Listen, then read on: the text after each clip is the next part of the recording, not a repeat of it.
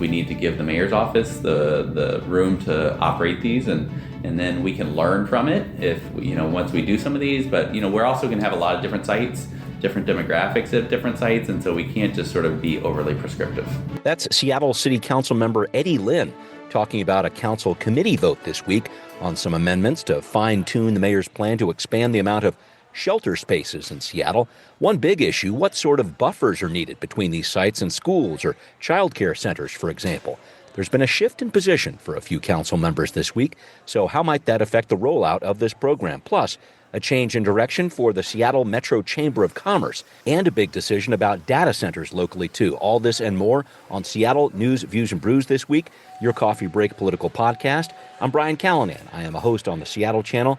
The views expressed here are mine, and I'm with my friend and co-host, David Croman, City Hall reporter for the Seattle Times. David, from the weekend into the early part of this week was so nice outside, I decided to take the covers off the deck furniture, and naturally, the clouds started rolling in right when I did that. Is it my fault that the weather turned that way? I just kind of feel like I jinxed it for everybody in the Pacific Northwest, and I'm very, very sorry. I don't know. I'm looking out the window right now, and it's pretty sunny, so I think maybe you paid a small, short, temporary price, but it seems like the weather's back to me. Okay, I'll take it. This is the way May goes, of course. Yeah. Thank you, David. As always, thanks also to our background noise sponsor, City Grind Espresso on the first floor of City Hall. Thanks also to our patrons. And if you're not a patron, love to have you. At the $5 level, you can access Patrons First podcast. You can even get a sporty-looking decal for your laptop or coffee mug. Find Seattle News, Views, and Brews on Patreon and support the show. Shout to Converge Media. The video version of the show is on Converge, Wednesday nights at 7. Great for me to talk to Amari Salisbury earlier this week on AM 1150. Check out that show online. And also a big thanks to our show sponsor, Phillips Law Firm. Life doesn't come with a warning. If an auto accident disrupts your world, Phillips Law Firm is there to make it right. With over 80 years of combined legal experience, they fight for the compensation you deserve. Call 1-800-JUSTICE or visit justiceforyou.com. Phillips Law Firm, unleashing justice for you. All right, let's go. Time for Right Here, Right Now. Well, folks, we're going to lead the show with more details on our local homelessness response because those amendments to the mayor's encampment ordinance are still taking shape this week in council committee.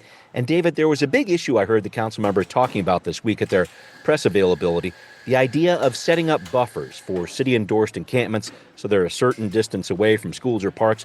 So the city council had an amendment sponsored by Council President Hollingsworth and Councilmember Rivera with an idea to enforce these 750-foot buffers possibly, which, as reported in Public Cola, could really limit where these camps could be throughout the city.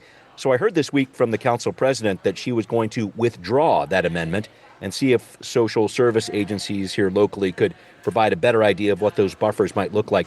Talk to me about this, David. What do you make of what the council president is doing here?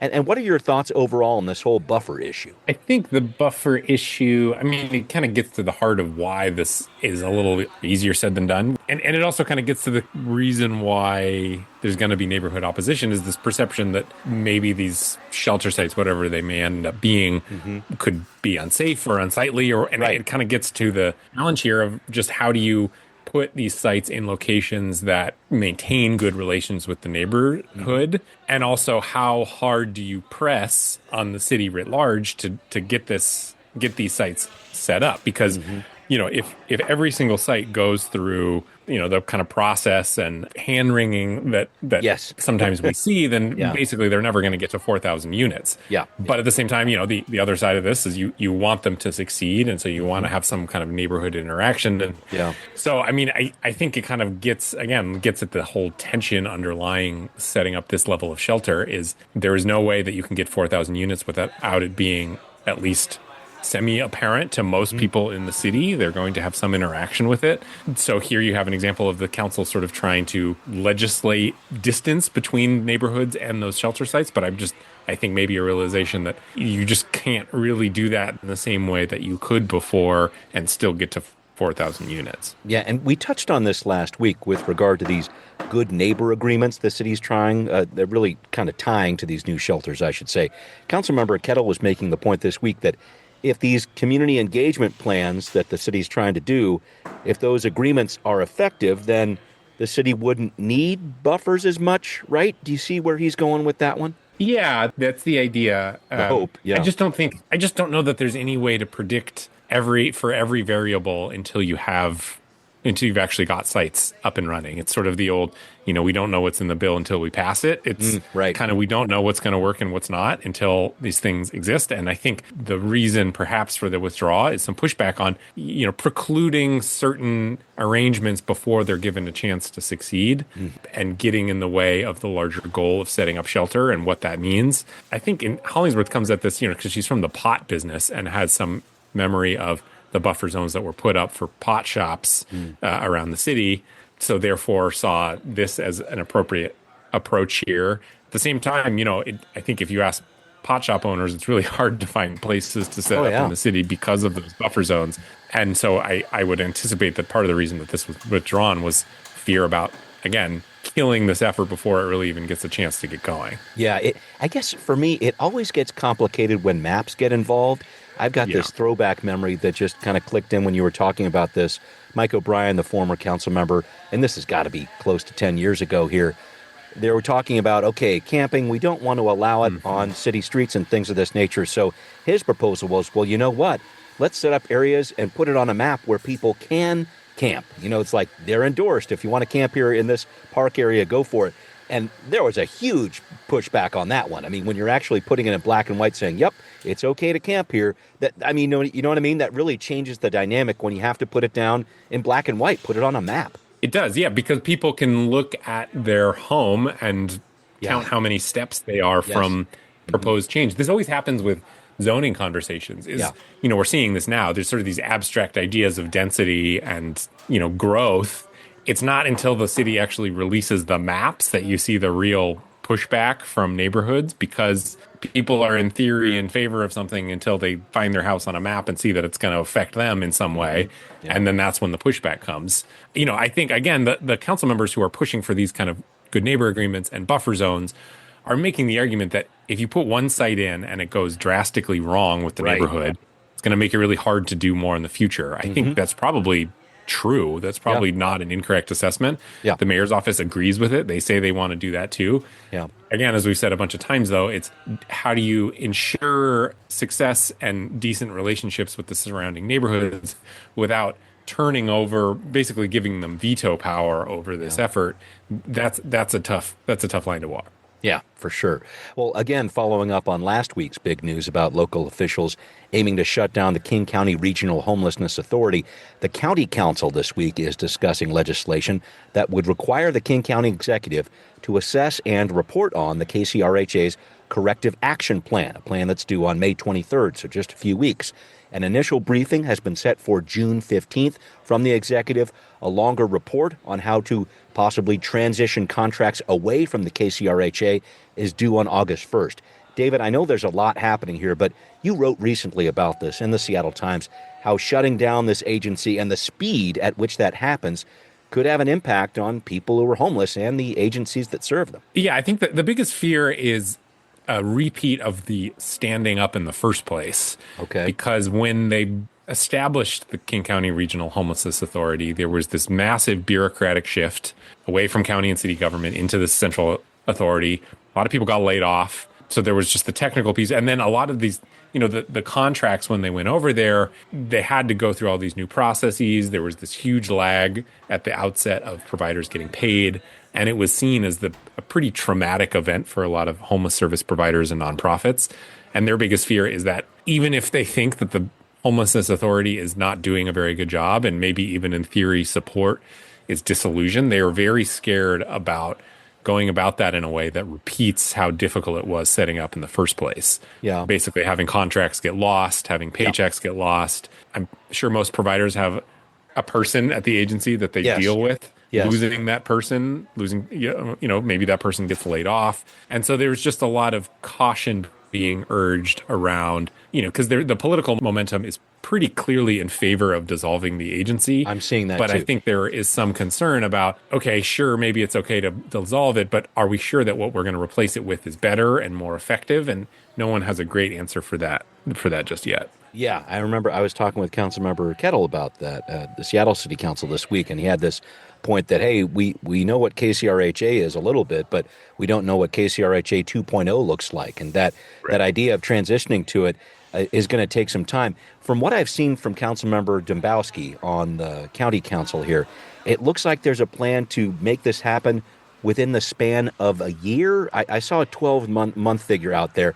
Does that sound like enough time to you? What do you think? Yeah, the original agreement dictated that if it's dissolved, it should be done it should be done in not less than a year. Right, so it's saying you have to do this over the course of a year, unless the city council and the King County Council come in and vote to do it differently. They could change that if they really felt like it was desperate and needed to go fast. Okay. But it is written in both to the original agreement and Dombowski's motion to dissolve it that it has to take a year. The idea being you're trying to not, again, repeat the mistakes of the establishment in the first place. Right. But he wants to go faster, doesn't he, in terms of dissolving this? I think he would be open to it. His motion, though, his original motion to dissolve it still has that 12-month mark on it. And it does raise questions about, do you want this lame duck agency to exist over a protracted period of time, or do you want to kind of pull the Band-Aid off? I don't know the answer to that. Again, there has not been a great theory of what follows KCRHA just yet. I think these presentations and plans will kind of create that theory. But again, I think a lot of people in the service provider world, and they've told us this, have PTSD from what it was in the first place. And just for as much as they might complain about KCRHA, they are not particularly enthused about yet another bureaucratic transition. Yeah, devil you know versus devil you don't. Last touch on this one. I think another part of the cautious approach here is figuring how much it will cost the city and county to actually pay down KCRHA's overspending and debt, and also how to deal with all these different contracts too. I mean, that financial part of it, I think, is going to take a ton of time. I mean, that feels like the big drag on time for this for me. Yeah, I agree. And it's not exactly a time when there's a lot of money flowing around. Right. All these things. Yeah, it's again, it's a tricky situation. Yeah. I'm glad I'm not in charge. Yeah, right. Good point. I'll throw another one at you. This whole idea that these federal funds from the continuum of care, as it's called, for homelessness are supposed to be coming into the KCRHA. You had written about this within the span of a couple of weeks here. I know you don't want to dissolve it before that, because that would really, really complicate things. Can you talk about federal funding kind of in the here and now and what this means down the line? Any thoughts about that? It's a precarious time, too, to be sort of acknowledging defeat on an approach to homelessness, because the Trump administration, there's a lot of pressure from the Trump administration to move away from the housing first model. And I think there is some association there's a lot of association between how the Seattle, King County Regional Homelessness Authority and being in favor of the housing first model. And so, there's some fear that waving the white flag on this authority will kind of signal open season to the federal government to stop sending money this direction. I'm not smart enough to know how much inertia the federal government systems have. If it's easy to just pull a lever and shut off those funds, I'm not sure. But certainly, how much comes from the federal government? Again, we talked about, I'm not hearing a lot of full-throated defense of the King County Regional Homelessness Authority. Right. There's not a lot of out-and-out advocates for it saying it's doing a great job. All of the arguments against dissolving it are questions like this of, what are the implications, and are we going to make things worse by dissolving it? Not so much, how can we make things better? Yeah, good point. And folks, if you want to check it out on Seattle Channel this week, I'm talking about this issue with Councilmember Dombowski, also Lisa Dugard from the PDA. So looking forward to a good show there. Thank you, David, for checking in with me on that one. All right, up next, a change for the Seattle Metropolitan Chamber of Commerce with a new leader that might help bridge a political gap between the business world and City Hall. That story coming up on Now Hear This. A new story out this week, David happened to write it, about the new head of the Seattle Metro Chamber, Joe Wen. If you thought he was an odd pick for the job, you're really onto something there. Wen was talking a lot about taxing the wealthy as a state politician, and now he's heading up a business coalition who's pretty much up in arms about the state's move to tax income, among other policies out there. Here's how he responded to a question about the need for progressive revenue in our state when I was talking to him as a King County executive candidate in 2021. So what ends up happening is that when we're trying to help people who are most on the margins, we end up pushing them closer to the margins because of our regressive nature of the taxation system. So when people say, have a wealth tax, it's because we can't afford to tax poor people anymore, because that's who we're trying to help. David, great reporting on this story. I guess I wanted to get your take here. What do you make of what the chamber is trying to do with Joe Wen in this role? Has Wen himself changed? What's going on here? I think the chamber, and they've never really exactly said it in these terms, but I think the chamber feels like they don't know how exactly to gain traction in local politics on taxes, specifically on taxes around Amazon, on wealthy residents. You know, they had some luck in people that they supported winning elections in 2021 and 2023, but that was really around public safety that those people got elected. Yeah. And they didn't touch the payroll tax on Amazon. Bruce Harrell later would do his own tax. You know, for whatever you want to make of the kind of swing to a more moderate council, the approach to progressive taxation and the basic voter support of that doesn't appear to have ever gone away. And so I think there's some feeling that they don't exactly know how to gain traction pushing back on some of the what feels like inevitable march towards new taxes on Amazon and rich people. And then, of course, Katie Wilson's elected, and then they're really feeling like they're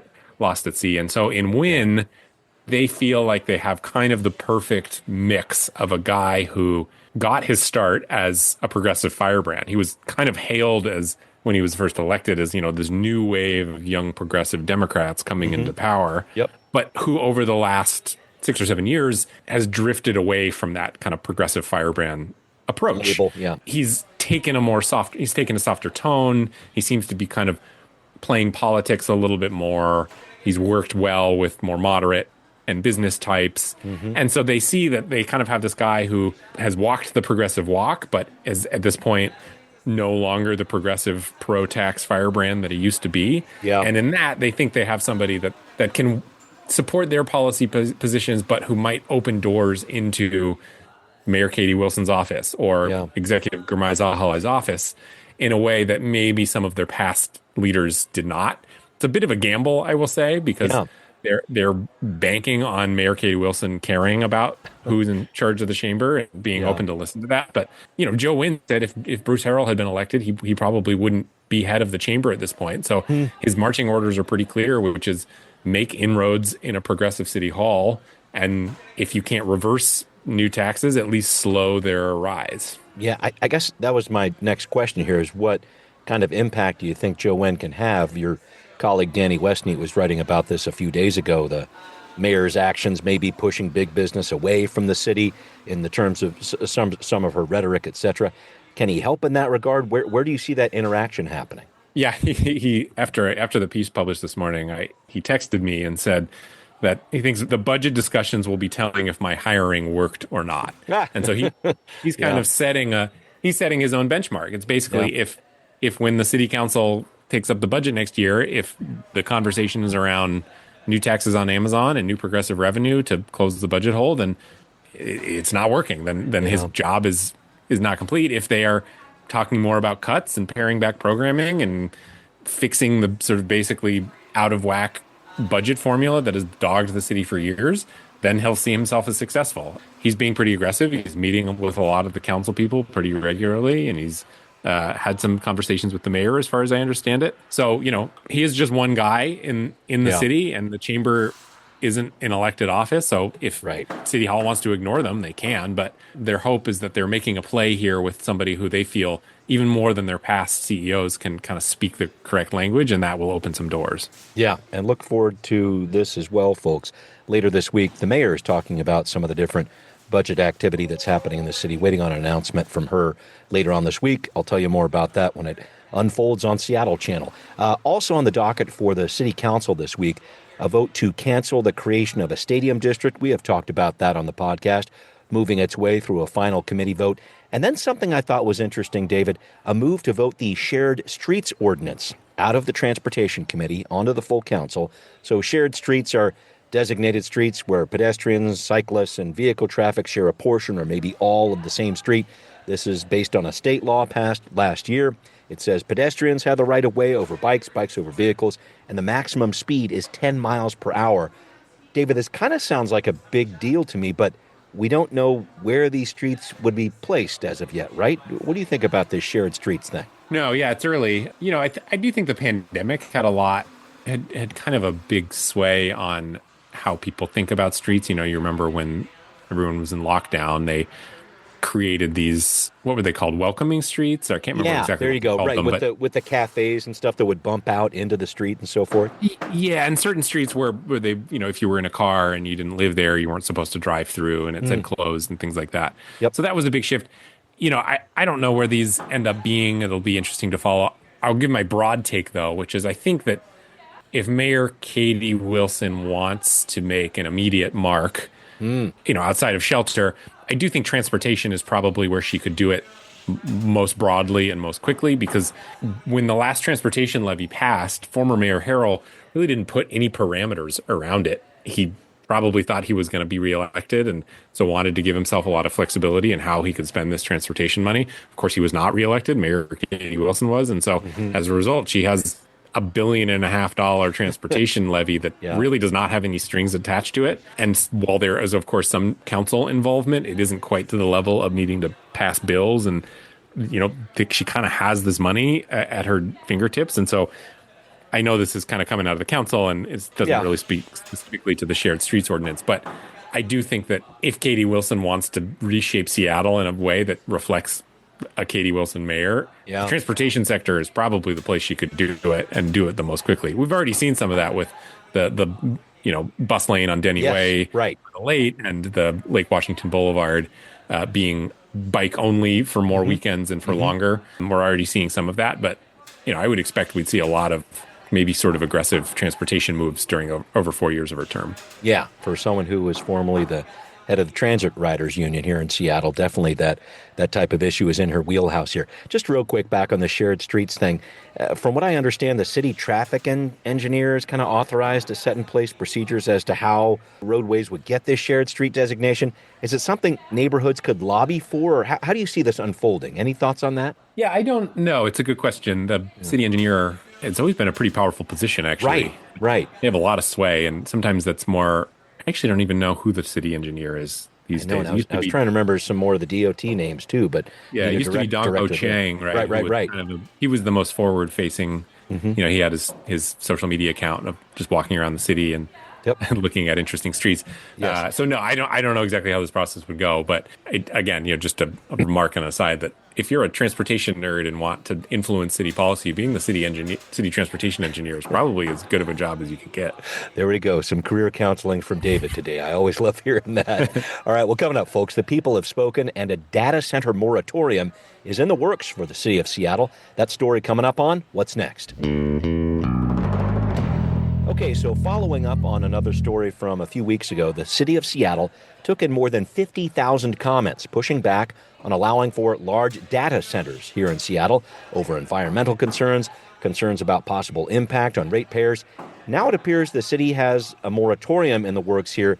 David, what are you hearing about this? Yeah, I mean, I think it's an example of the city kind of feeling a little flat-footed here, not really sure how to handle what could be an increase in power usage and therefore increased demand for power and therefore increased prices. And so figuring out exactly how the data centers interact with typical ratepayer rates. I think the idea behind the moratorium is that this would give the city some space to figure all that stuff out. I think the more cynical view is it's just something that people don't really like and don't want to look at. And this is a way to prevent them from coming at all.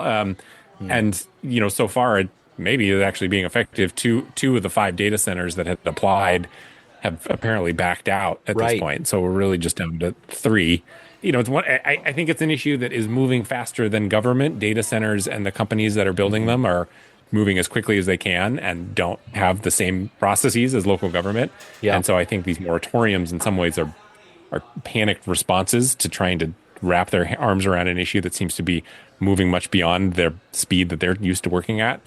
And so, I think in a lot of ways, the city council and mayor don't know how they feel about data centers and how they fit into Seattle. And I think the moratorium is a reflection of that. Yeah. Move fast and break things. Meet the Seattle process. We got some interesting stuff here. One quick twist here that I thought was interesting. Some of the areas that City Light covers are actually outside of city limits. I'm thinking about Tukwila, for example. It almost seems like that would be outside of city jurisdiction. I mean, this is, again, a moving target, I know, but how do you figure out a moratorium there if it's not exactly on city property? You know what I mean? I don't know. Yeah, that's a good question. That's a good question. I always find City Light quite a fascinating department. I like thinking about it. It is. I've always found that surprising. Like Burien gets Seattle City Light Yep. service. It's a good question. I don't know. I mean, in some ways, I'm not sure the city cares that much what Burien does. I think they just want to figure out. Again, I think more than any kind of one specific thing that they need to figure out. I think a moratorium is the fact that they don't know what they don't know what they're doing or what's going on, and they just don't want to get flat-footed here. I think that's a debatable. I think people can have a good faith debate over whether it's the right thing to be doing at this point. But I just think, frankly, again, it wasn't a thing that came up that much on the campaign trail for Mayor Katie Wilson. It wasn't something she was asked about a lot. Is what do you think about data centers in Seattle? And now she's needing to confront that. And I'm perhaps if we've seen anything from her, it's she wants time and space to make decisions and does not want to be forced into a decision more quickly than she feels like until she's ready. Yeah, like surveillance cameras, things like that. Surveillance cameras. She was very clear about, I'm not going to be pressured into making a decision here before I'm ready. She said that, I think, publicly. And I would imagine that the moratorium is a similar feeling that she is being sort of pressured into crystallizing her stance on data centers in Seattle and AIs. She had an AI announcement yesterday, and I think a moratorium gives. I think the thought is it gives her some space to come up with exactly what she does think. There are people who are pro building data centers and see it as a good chance for construction jobs and new revenue for the utility, and believe that putting a moratorium on this is just kind of NIMBYism that's going to kill potential new business and tax revenues and jobs. But here we are. It seems the council's in support and she's in support, and I expect that the moratorium is going to take effect. Yeah, and I mean, this is just kind of the whole concept behind this is putting a pause on this so the council can try to figure some of this stuff out. And it's certainly something that cities are going through around the country. So, yeah, I'm very interested to see how the city of Seattle does that, especially surrounded with as many tech giants as we have here in the Emerald City. But it is time to wrap up, David, and yet again, checking in on the Mariner mojo here.